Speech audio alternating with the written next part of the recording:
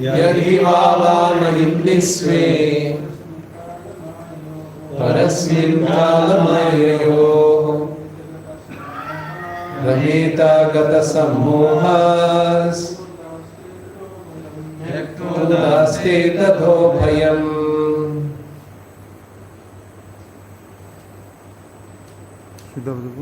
यर्हि वावमहिम्निस्वे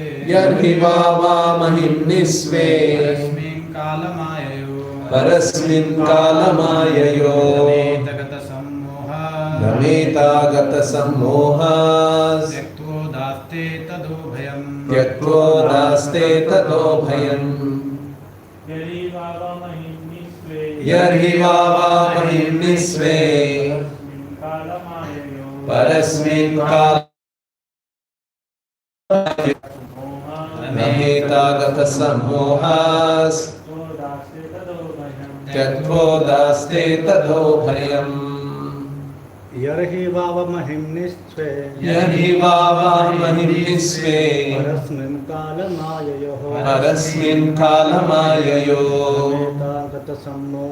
रमेतागतसम्मोहास् त्यक्तोदास्ते ततो भयम्।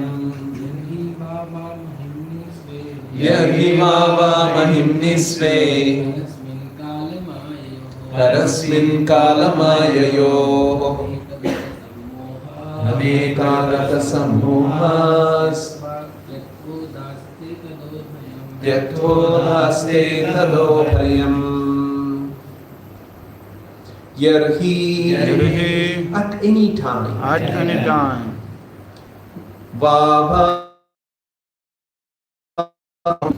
Mahimni in the glory sway of himself Parasmin in the supreme Kala time Mayayoho of the material energy Rameta enjoys Gata Sammoha being freed from the misconception Tyaktva giving up Udaste in fullness Tadha then Ubhayam both the misconceptions of I and mine. Translation and purport by His Divine Grace is Srila Prabhupada. Jai Srila Prabhupada. As soon as the living entity becomes situated in his constitutional glory and begins to enjoy the transcendence beyond time and material energy, he at once gives up the two misconceptions of life, I and mine, and thus becomes fully manifested as the pure self. Translation with repetition. As soon as the living entity becomes situated in his constitutional glory and begins to enjoy the transcendence beyond time and material energy, he at once gives up the two misconceptions of life, I and mine, and thus becomes fully manifested as the pure self.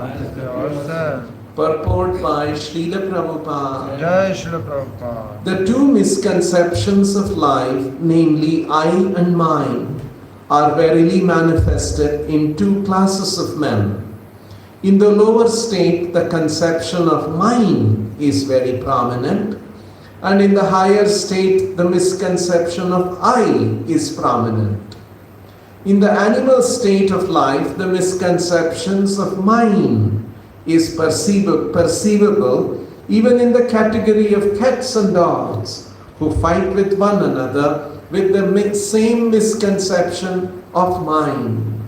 In the lower stage of human life, the same misconception is also prominent in the shape of it is my house, it is my family, it is my caste, it is my nation, it is my country, and so on. And in the higher stage of speculative knowledge, the same misconception of mine is transformed into I am, or it is all I am, etc. There are many classes of men comprehending the same misconception of I and mine in different colors. But the real significance of I can be realized only when one is situated in the consciousness of I am the eternal servitor of the Lord. This is pure consciousness, and the whole Vedic literatures teach us this conception of life. The misconception of I am the Lord or more dangerous than the misconception of mine. Although there are sometimes directions in the Vedic literatures to think oneself one with the Lord, that does not mean that one becomes identical with the Lord in every respect. Undoubtedly, there is oneness of the living entity with the Lord in many respects, but ultimately the living entity is subordinate to the Lord, and he is constitutionally meant for satisfying the senses of the Lord. The Lord therefore asks the conditioned souls to surrender unto him. Had the living entities not been subordinate to the supreme will, why would the living entity be asked to surrender? Had the living being been equal in all respects, then why was he put under the influence of Maya? We have already discussed many times that the material power of the Lord over the material nature. Can a living entity who claims to be as good as the Supreme Being control the material nature? The foolish I would reply that he will do so in the future.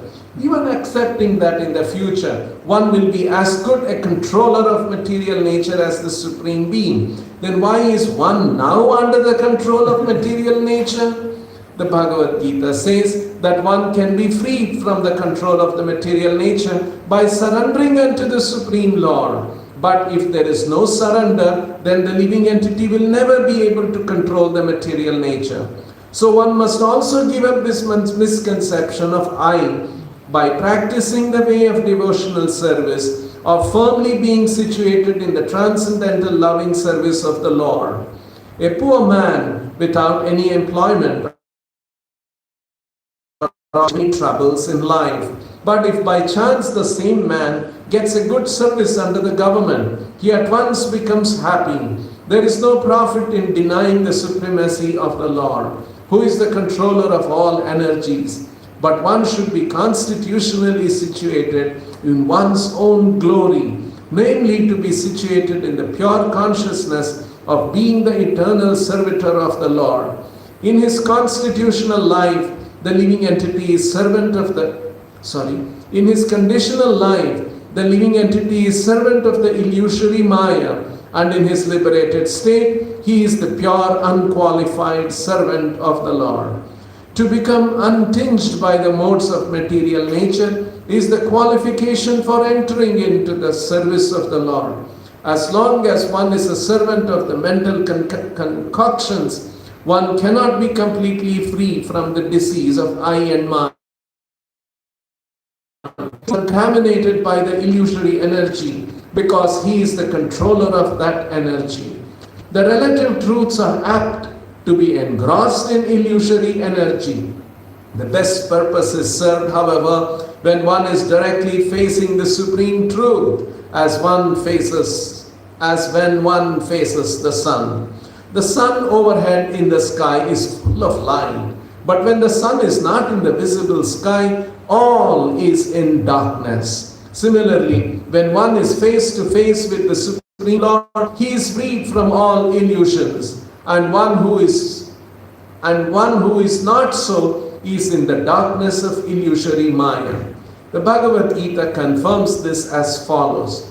Mam chayo avyabhicharena bhakti yogena sevate sagunan samatityaitan brahma bhuyaya kalpate.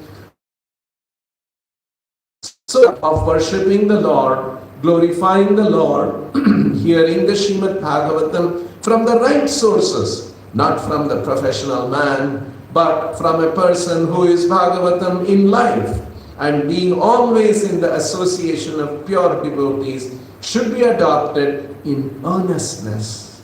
One should not be misled by misconceptions of I and mine. The karmis are fond of conception of mine, the jnanis are fond of the conception of I, and both of them are unqualified to be free from the bondage of the illusory energy. Srimad Bhagavatam and primarily the Bhagavad Gita are both meant for delivering a person from the misconception of I and mine, and Srila Vyasadeva transcribed them for the deliverance of the fallen souls. The living entity has to be situated in the transcendental position where there is no more of the material energy. In conditioned life, the living entity is subjected to the influence of time in the dream of past, present and future. The mental speculator tries to conquer the influence of time by future speculations of becoming Vasudeva or the Supreme Lord Himself by means of culturing knowledge and conquering over ego. But the process is not perfect. The perfect process is to accept Lord Vasudeva as the supreme in everything, and the best perfection in culturing knowledge is to surrender unto Him because He is the source of everything. Only in that conception can one get rid of the misconception of I and mine. Both Bhagavad Gita and the Srimad Bhagavatam confirm it.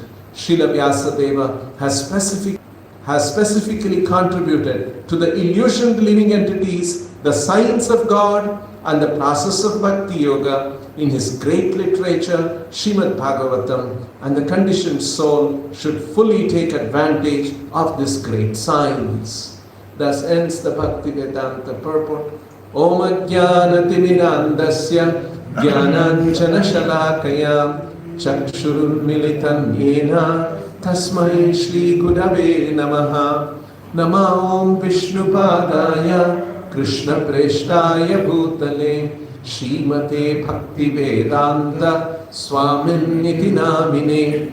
Namaste Saraswate Deve Gauravani Prachari Nirvishesha Shunyavadi Paschatya Deshatarine. Jaya Shri Krishna Chaitanya Prabhu Nityananda Shrivasadi Gaura Bhakta Vrinda. Hare Krishna Krishna Krishna Hare Hare, Hare Rama Rama Rama Hare Hare.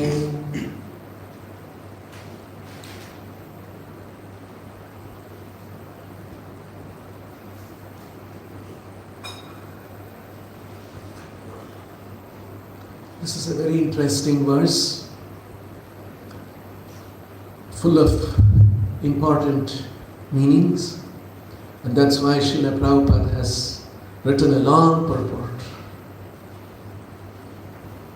These are words spoken by Shukadeva Goswami. In the previous verse, he talked about Ramamano Guneshvasya Mamaham Iti Manyate. Shukadeva Goswami talked about that how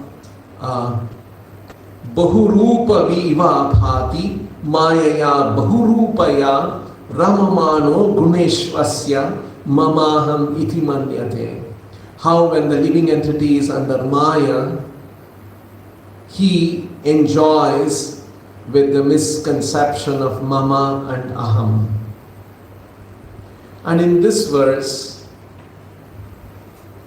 Shukadeva Goswami is saying, when the living entity is out of the clutches of the illusory energy, how he enjoys.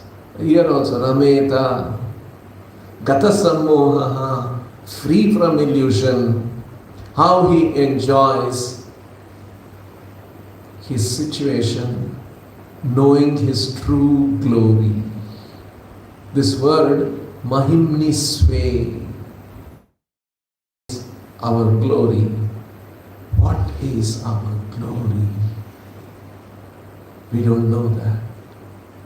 In an illusory conception of I and mine, we are enjoying under the modes of material nature.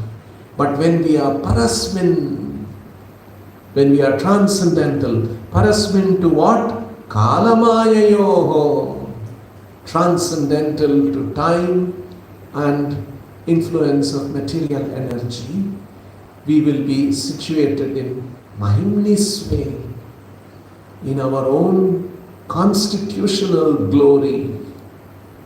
Rameta Gata Sammohaha. In that situation, the living entity enjoys.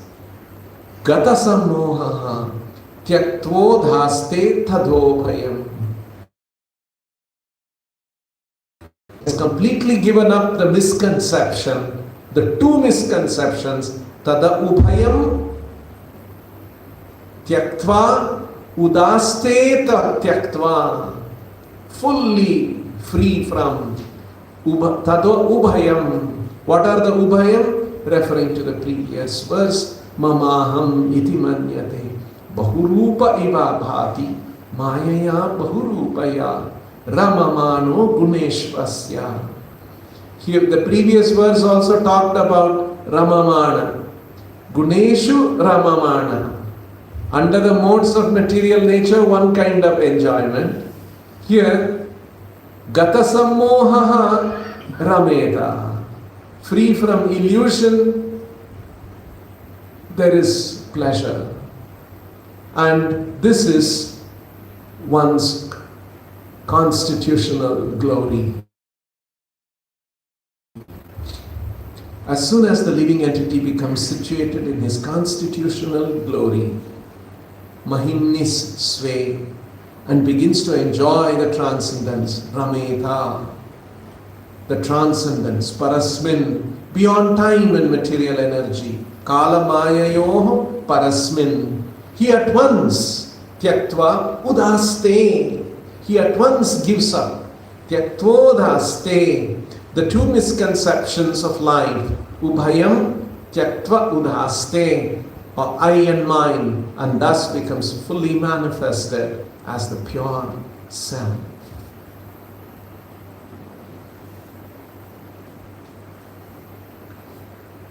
Prabhupada has pointed out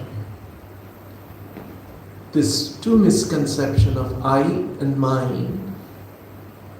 The misconception of mine is at a lower asset. The misconception of I is at a higher state. Let's try to understand why this is so.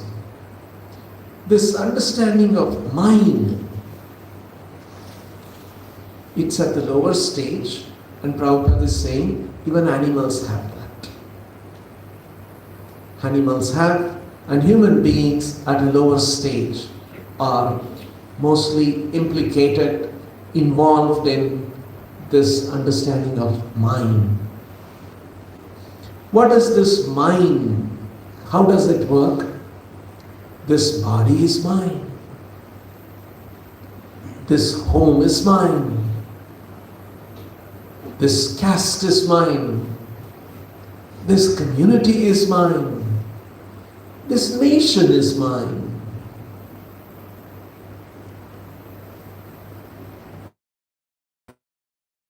The understanding even cats and dogs have. You would have seen dogs go around and they pass urine here and there. Actually, they are marking their boundary. So when another dog comes and they smell that, they know it's another dog's territory. So that's how they define their boundary. And so so that other dogs don't come. So the dog says, this is my territory. This is mine. No other dog should come. Cats also have similar territory.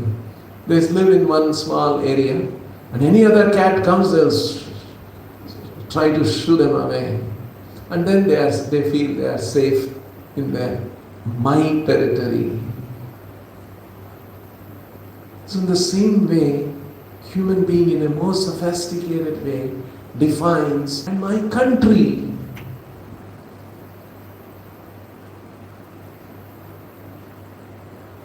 So this is the kind of a misconception that is there. Why is it a misconception? Because we may be in this life, in this territory, in this nation, in this caste, in this community, in this nation. Next life, where we will be, we don't know. Could be in another, and we will start claiming, that's my territory. So the whole life I invested my time in my territory, in my nation, in my caste, in my community, and it's all gone. Like in our previous life, we were in some other situation and we were thinking, that is my country, that is mine. Now we don't even have a memory of that. That is why Krishna explains in the Gita, it's a very nice way how Krishna introduces this in the very beginning. 2:16.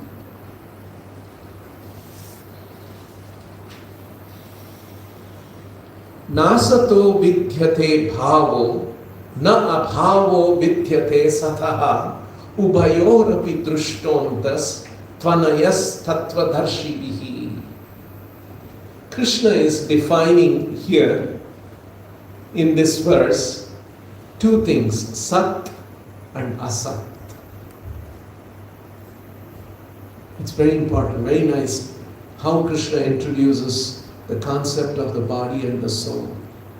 After saying this, next verse, Veda Sarvamidam, what is Avinashi, what is never destroyed. After setting the criteria for something to exist,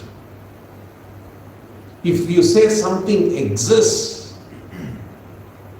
it should be abhavaha. It should have no cessation. If something does not exist, it is constantly undergoing changes. Something that exists, does not change, does not cease to exist. It exists always. That is God. That is the defining criteria for something to be Sat. Sat means substantial, existing. Asat means has no substance. And Asat is and ends one day. That is the nature of Asat. And if you look at our body, the body is constantly changing and one day will be finished. And so it is Asat. It does not really exist. Whereas the soul exists constantly, never dies. There is no abhava. Na bhavo vidyate sataha. Sataha na abhavaha. Asataha na bhavaha. So that's why Prabhupada translates, those who are seers of the truth have concluded that of the non-existence there is no endurance. Something that does not exist, the body, it does not endure. There is no endurance. And of the existent, there is no sataha na abhavaha. Asataha na bhavaha. And who is saying this? Tattvadarshibihi. And how they are saying this? Tvanayos drushtaha antaha. They have studied both And they have concluded, antaha. The antaha means to conclude. Ubhayor drishtaha. They have studied both. They studied the nature of Sat, and they have studied the nature of Asat.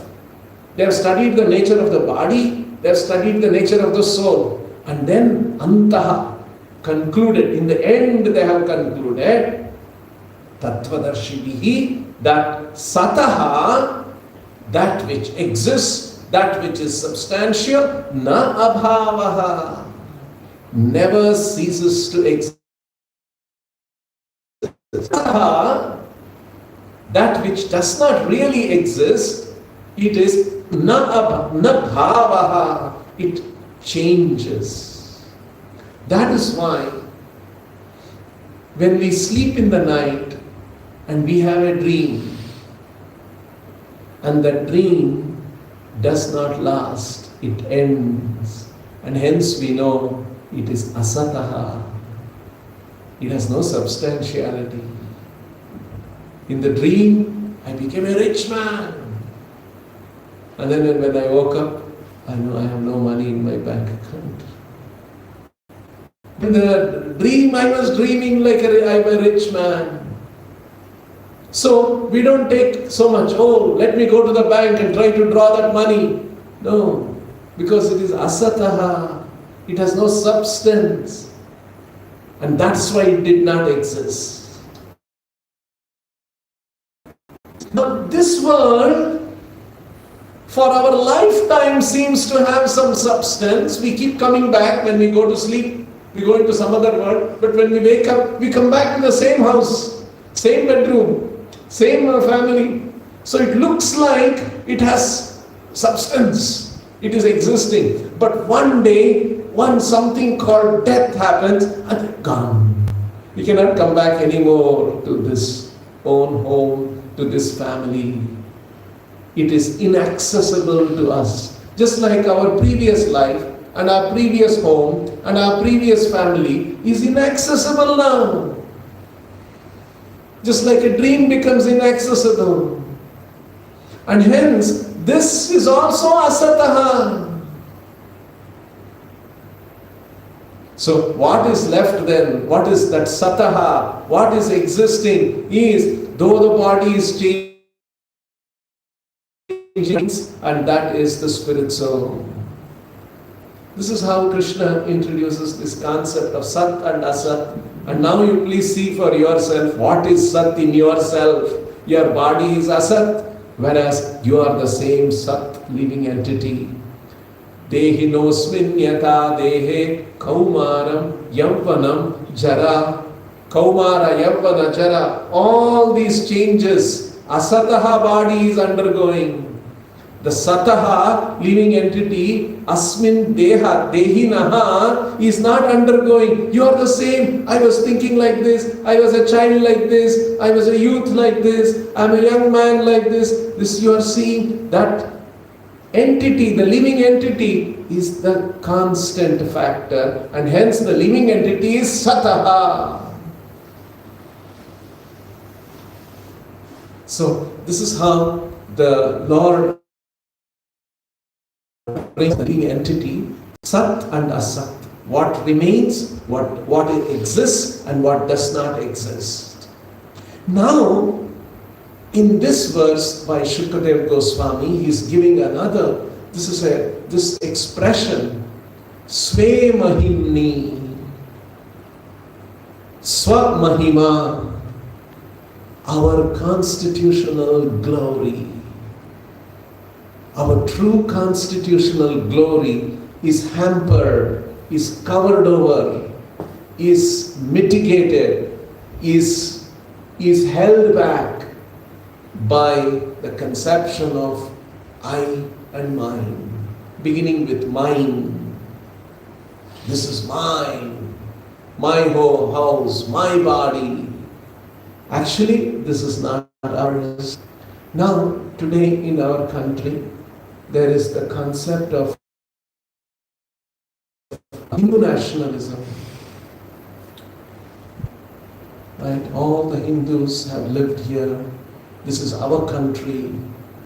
our country is very glorious and we should feel patriotic for our country. You see? But it is grounded on a certain misconception. I am this body, and this body is born in Bharat, and so this Bharat is mine. If we live like this, in this consciousness and work for our country and so on, next life, suppose we are born in Pakistan, what will happen to my Bharat consciousness? Isn't it? Today when India team wins cricket, I will cheer. In my next life, when Pakistan team wins, you see how things change? Suppose I am born in America, I am born in Africa, I'll start thinking, that is mine. The soul is transmigrating. And so, this is not sataha. This is not grounded on sataha. Yes, we also say our country is great. From Krishna consciousness point of view, so many sages were here, so many holy places were here, so many great avatars appeared here, so many acharyas appeared here. We also say that. But we say it in the sense of this knowledge that is there, the science of spiritual science, it enables us to come to our true understanding. That's why this place is glorious, we say. There's a slight difference the way we see Bharata Bhagya and the way Hindu nationalists see Bharata Bhagya. You see? So, that is why Shukadev Goswami is pointing out that this, our true glory, and Chaitanya Mahaprabhu has articulated that our true glory is what? Jivere Swarupa Krishnera Nityada.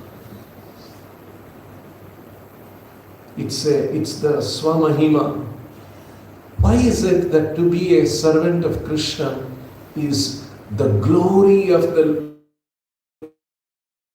living entity? Because in the spiritual world, Krishna has a spiritual world, Tadhama Paramam Mama. Krishna says that come back to my abode. And because he is unlimited and he is eternal, he is not under the influence of Kala. Whereas we in our present state, that this is mine, this body is mine, this country is mine, I am under the influence of Kala and Maya, material energy, and time. And time ends my life. Time brings unhappiness, happiness, unhappiness. The whole flux of happiness, unhappiness, one is going through. This is brought by Kala. And we are under the clutches of Maya, material energy. We are undergoing 6 transformations, and I am becoming perturbed by these 6 transformations. Whereas if I understand I am the servant of Krishna, and if I can be in the association of Krishna, and Krishna is welcoming, yes, come to my association. You can live with me. I perform wonderful pastimes, and you can be part of that as a servant. And serve in that situation. So, to understand that I am the servant of the Lord is a glorious position. Actually, come to think of this, how we can be if introspects on this, like you see, we are sitting on earth, and this earth is revolving. Continuously it is revolving. And this revolving earth is so important for us. If suppose the earth did not revolve, it stops revolving. So some part of the world, there will be midday, 12 noon, permanently. You don't need watch anymore, because always it is 12 noon. For some people, it will be always night. There will be all kinds of crises. Plants won't grow, food won't grow, and some places too much growth, some places no growth, all kinds of problems. But very neatly the sun is the earth is constantly rotating. It makes things very organized. To make this huge earth rotate, what energy it takes. How is it running? How is it moving? You have no idea who set it into motion. How is it? What is it making it move? Or whatever it is making, how I am taking benefit of that movement. So somebody, after understanding science, he doesn't understand Krishna. He is such a fool. Because science unravels all these things. Earth is rotating, earth is revolving around the sun at a certain distance. You see all these things, we learn mind. So when somebody thinks, this is mine, what he does is, he becomes a karmi. He goes about acting, and with that one, I must enjoy. He doesn't think if the earth is rotating, the sun is shining, and because of that I am able to do so many things. I am breathing air because it's all provided to me. How I am enjoying all these things. So, just like you see, if you enjoy somebody else's property, if I go in the street, I'll see one car there. Somehow that person has left the car door open. I go sit inside. I start driving the car. The key is also there. The owner will come after some time. Hey, car is missing. He'll call the police. He'll give the number, and the police will alert many other stations. In a short, maybe 2-3 hours, police will come after me. Why is it? Because I'm using somebody else's property. If I'm driving my own car, no police will come after me. Ownership and enjoyment are interconnected. Owner can enjoy. Anyone other than the owner enjoys, police will come after us. So this material world, this material body, and all the different things that are there, we have assumed it is mine, I am the owner, and that's why I am using it for my enjoyment. And when I am using it, it's not mine, it belongs to nature. Nature belongs under the influence of laws of karma. That's the police department of Krishna. Police department is constantly monitoring us. Because we are in the position of a thief. When you are acting as a thief, police will be after you. You are not acting as a thief, police will not come after you. They will do their own work. They will be having other work to do. So because we are constantly thinking, this is mine, this is what I must be enjoying, because it is mine, I can enjoy. This body is mine, I will enjoy. That is why we are under the influence of the material modes of nature. Kala Mayayo. And then Prabhupada is talking, apart from mind, the I am, what I am. And that misconception leads to thinking that I am that supreme.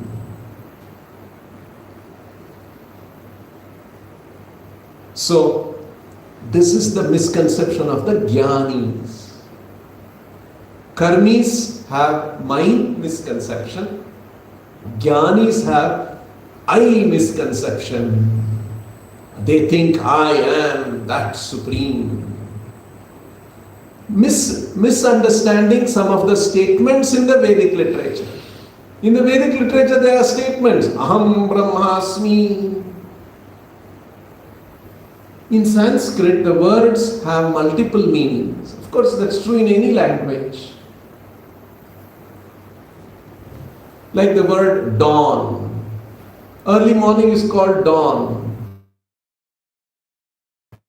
Some idea comes, we say, it dawned on me.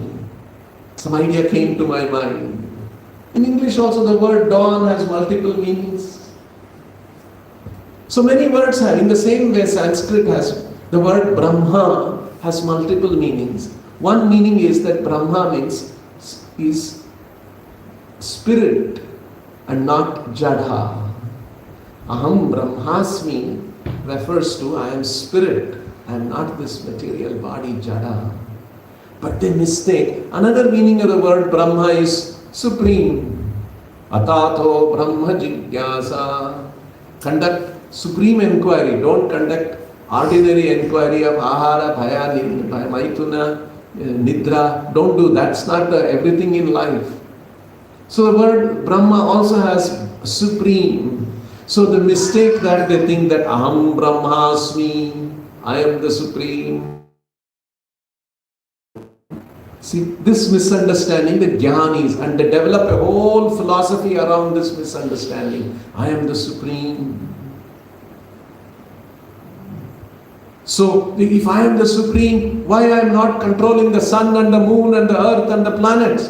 They will say, no, in future I will control.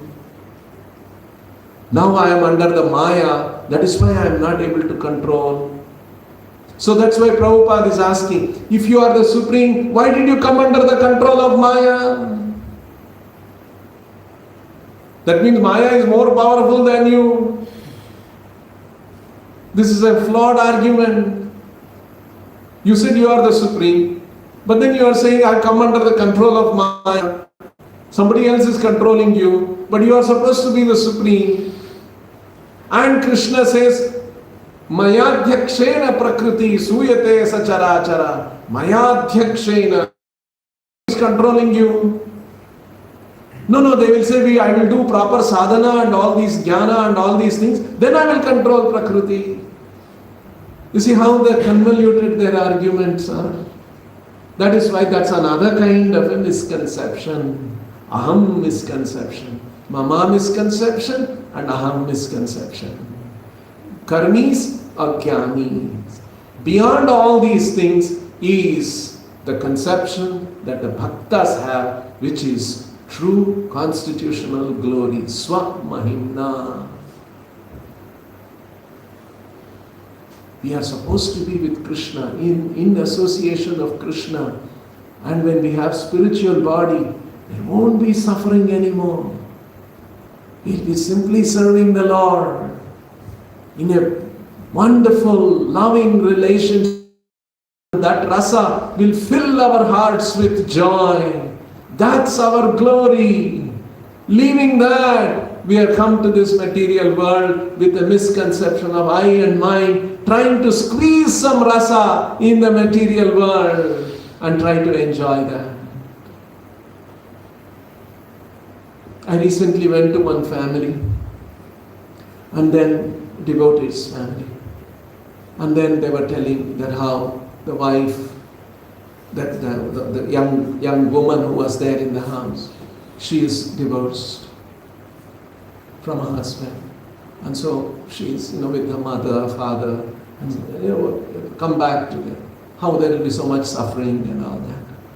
Then I was just little probing, so it's so sorry how it happened, how did why did the man. And then they told the story that how it was a love marriage. And so they came together, they liked each other, and they loved each other, they married, and then after some time, see that there was a certain rasa they were enjoying, but then that rasa ended. And ended with fear, dispute, conflict, court case, and separate. You see how we try to squeeze rasa from matter? I am man and she is woman. With this misconception. And then we try to enjoy and try to get some rasa out of it. Different kinds of rasa, same way. Father and child, mother and child, there's another kind of rasa. Friend and friend, another kind of rasa. We are trying to squeeze out, but it is not going to make us happy. Whereas with Krishna, there is real rasas are possible, and that is completely fulfilling. And instead of being in that glorious situation, we are here, suffering like this. Once Prabhupada was in a temple in America. We saw one cockroach running around. In his room also there was one cockroach. So Prabhupada picked it up. It was cold winter. He opened the window and he sent it out. And so, take the universe and go and enjoy. That's the way Krishna also sends the living entity. You don't want to surrender to me? Go. Take this material universe. Take different bodies. Try to enjoy what you will get there. In the cockroach body, here, there, trying to get some pleasure out of matter. Even in the animals, the mother animal, when it gives birth to all those things, it will be very protective. They are also enjoying that rasa. I am the protector, they are my babies. See how different rasa opportunity Krishna has created in the material world. But none of them will endure because it is asataha. It does not last. This is the situation. And so, tyaktva udhaste, completely freed from this I and mind misconception, one can be situated in when one is understanding our true constitutional glory. This is, and Prabhupada is saying, all the Vedic literatures are actually trying to point this out. We are servant of Krishna. So this is a glorious conclusion. This brings us to a glorious position. Swamahima, our own glory, we don't know. And this Bhagavatam and the Bhagavad Gita is gradually bringing us to that understanding. That's what Prabhupada is pointing out. And because that understanding you can come parasmin, you have to be situated in a transcendental state. And that transcendental state comes about sagunan samathityaitan brahma bhuyarya kalpate, when we do bhakti yogena sevate. When we do bhakti yoga and seva, that brings us I am mind, I am body, I am this country is mine, this caste is mine, this community is mine. All this udhaste, tyaktva udhaste. Completely free from that misunderstanding. It can bring us when we come to the transcendental state. And in that state, we can understand our constitutional glory. Swamahima.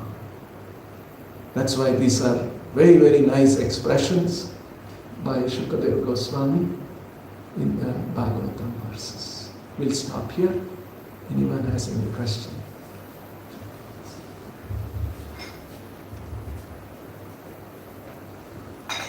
Why Gyanis are more situated in I and Karmis are situated in mind? Prabhupada wrote in purport. So, karmis, because they are in the understanding of mind.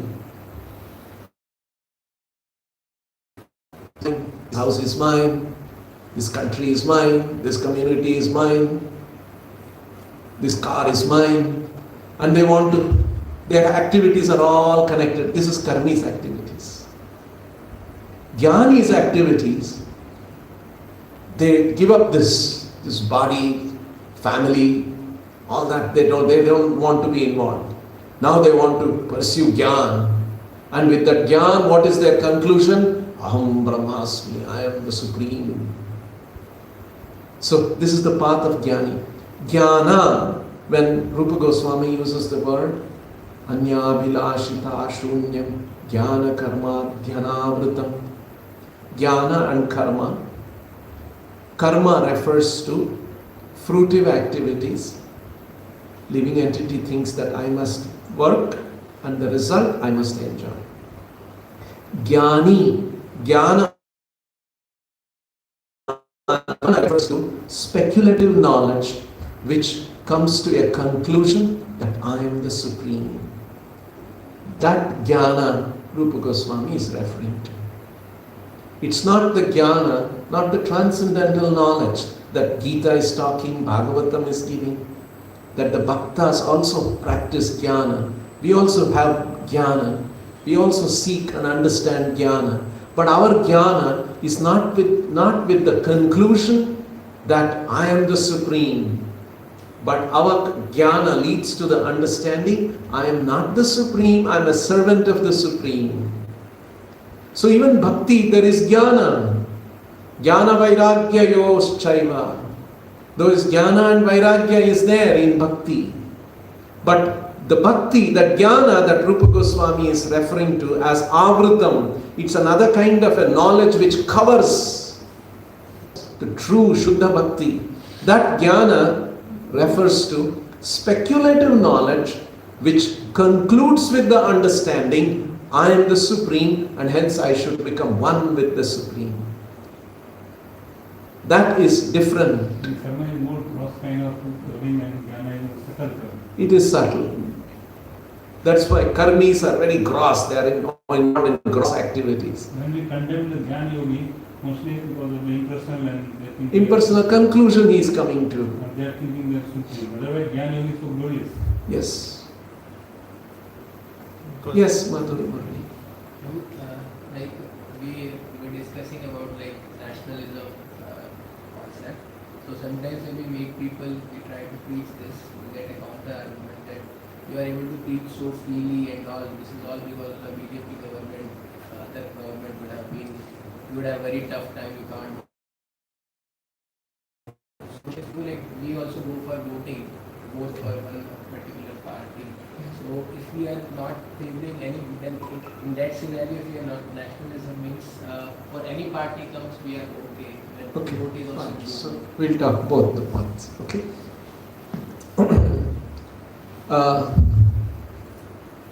You see, that's why we have to see little carefully these things.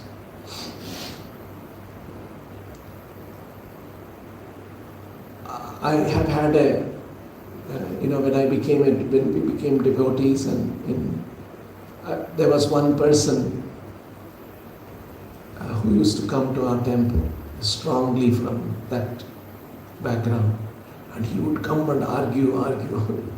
For 20 years I was arguing. He would not change. See, the thing is, we are talking from a transcendental angle. Knowledge. Parasmin. Kalamayayo parasmin. But what they are trying to do is trying to create a national identity in terms of this knowledge, Vedic knowledge and so on. It has some relevance in today's world because there is the concept of a country, a nation. In previously, there was no such concept. There were kingdoms. You see, there was a king and there was a kingdom. That's how the whole world was. Later on, in the 19th century, this concept of nation started coming up. And those group of people can work for their well-being within themselves and formulate some rules and laws and govern themselves. This is the kind of a nation-state concept that has emerged all over the world, more or less. Now, here they are saying that because in Bharat, in India, this religion was prevalent and definitely true. Holy rivers were here, holy places were here, avatars were here. Very true.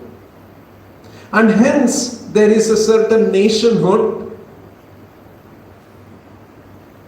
And because an idea of a nation state, so how do you define that in terms of the Hindu culture is what they are propagating, and it has got a high emotional appeal. And so when there is something that is emotionally appealing, you can bring people together. You see, and you can keep together, people together. And keeping together, people together is fundamental to nation state idea.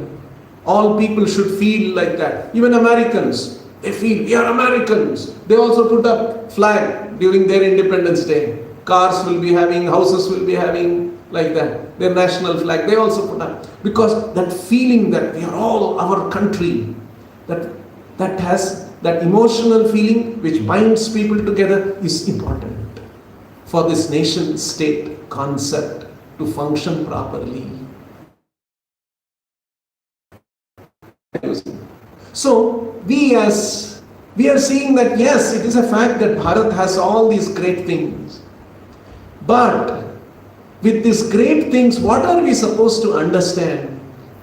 To understand that I am not Indian, I am not American, I am not the body, I am a spirit soul. And that spirit soul, I am servant of Krishna. That is our true glorious understanding. When you confine yourself, no, I'm only Indian, I'm Indian, Bharat, Bharatiya, Bharatiya. At the end of this life and the next life, what will happen? Any understanding is there? You see, that way it has got a certain limitation. Now when it comes to going and voting for a certain party and all that, you see, once you are part of a certain nation, you have to do certain things as an obligation. We pay taxes, we use electricity in the house, and so we go and pay electricity bill. So these are our things that we have to do, which we cannot, these are non-negotiables. In the same way, to go and vote, voting is a duty of, it is a right and it is a duty of every citizen. We are supposed to do. And so we may do that because, it is expected out of us. So we may act in that way. But in our understanding of our transcendence, we understand that I am not the body, I am not Indian. I may be in this life here, next life I may be in some other country, I may be born in some other loka, not even Bharat, not the earth. So we have that understanding, but at the same time, at a peace, we have to do that. Just like somebody is a husband, he may be a devotee, but he has to play the role of a husband. That's his duty too.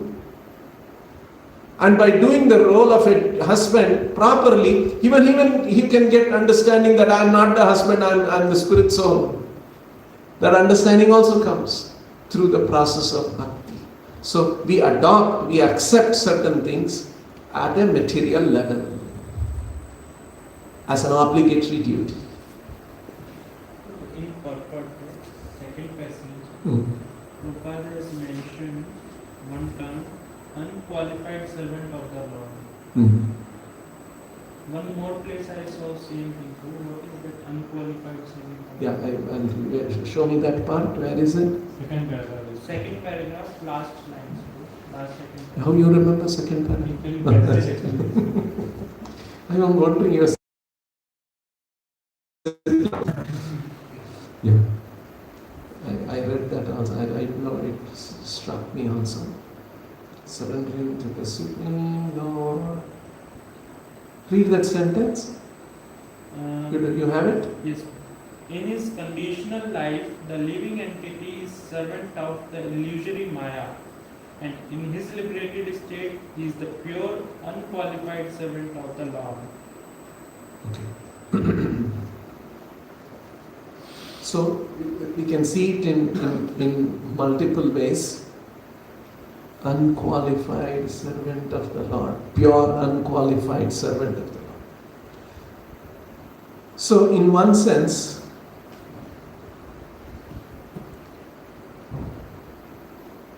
one expression of the word qualified, unqualified, in the sense of a pure. Unqualified also because here qualified is not nothing to do with probably qualification. Here is like without any condition. Without any, you see, it can. Any strings attached, no strings attached. Yeah, unqualified because Prabhupada is also coming towards Brahma Bhuyaya Kalpate and Mayayo, Parasmin Kala Mayayo, being in a transcendental state. So it can refer to meaning that unqualified by any modes, pure, unqualified by, because always we are influenced by the modes, unconditional, uninfluenced, in that sense. No, it's not, he is a sattvic person, he is a rajasic person, he is a tamasic person.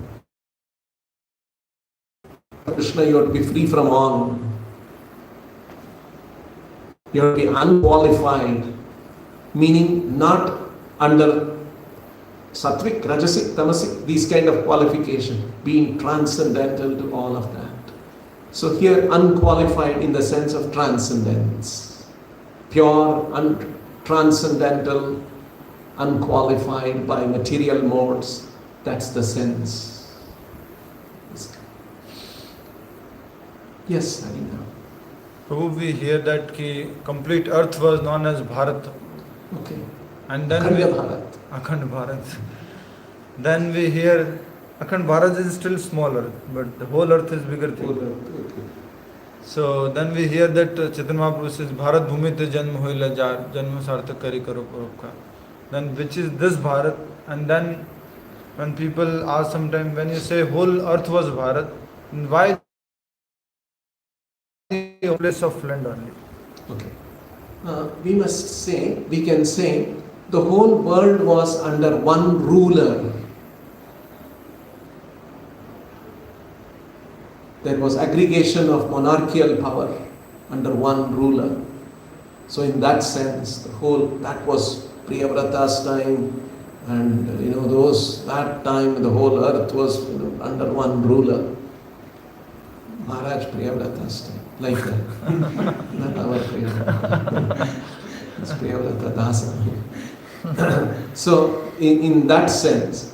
Now, when you say Chaitanya Mahaprabhu, when he is saying Bharata Bhumile Janma Hoilaya, so 500 years back, Bharat Bhumi referred to Pakistan, Bangladesh, and the present India without any conflict of Jammu Kashmir. This part was called Bharat Bhumi. And Bharat Bhumi, something else. So that is why Chaitanya. And now you may ask, your question is, why did all the avatars come? I'll ask you one question. Suppose one Nobel laureate comes to Delhi. Where is he likely to go? He will go to the Sabji Mandi, or he'll go to the bus stand of Delhi, or he is likely to go to IIT of Delhi. Right? He's an intellectual who can understand his subject, he can talk to whom. So he'll go to IIT and he will give a talk there. And all the professors and students and bright students, they'll go and listen to him. If he goes to Sabji Mandi and he wants to talk there, what's the use? Nobody can. In the same way, avatars and great sages, they wanted to reveal the highest truth about God. And here was a civilization, and here it made more sense. They were more receptive to this knowledge, and they could comprehend and appreciate it better. And that's why the avatars came here. In different parts of Bharat. And in Bharat, there were few features, physical features. There were a lot of rivers, and the climate was very suitable. And so people could have agriculture. And when you have agriculture, you will have enough food. And when you have enough food, there is a natural peace. And so when you are peaceful, you can think about spiritual topics. And hence there was more introspection, spiritual realization, all these things, and was very favorable in this part of the earth. And hence the sages were all coming here, great sages were being born here, avatars were appearing here, because they could appreciate that the Lord could perform, give this knowledge. But he also had an idea. One day, this knowledge should go everywhere in the world. He expressed that as Chaitanya Mahaprabhu. And our great acharyas like Bhakti Vinod Thakur expressed that. Bhakti Siddhanta Saraswati Thakur attempted that, initiated that, spreading all over the world. And Srila Prabhupada took it all over the world. Like that we can see. Then there is a counter argument. Krishna incarnates. There was no peace. Kansa was disturbing everything. That's why he came, to set right all those things. No, there was not a peaceful or congenial place to take avatara for Krishna to come.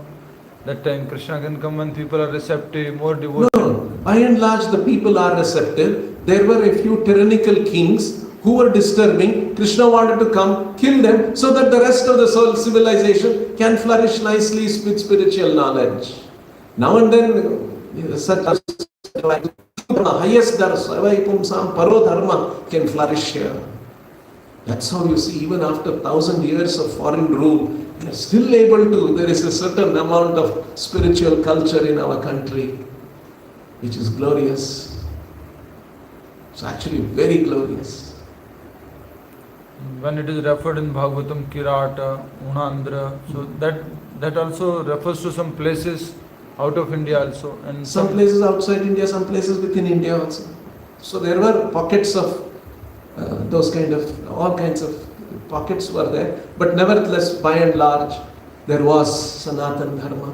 But if you see that way, the highest truth of Parodharma, only here and there few people knew about it. Not everyone.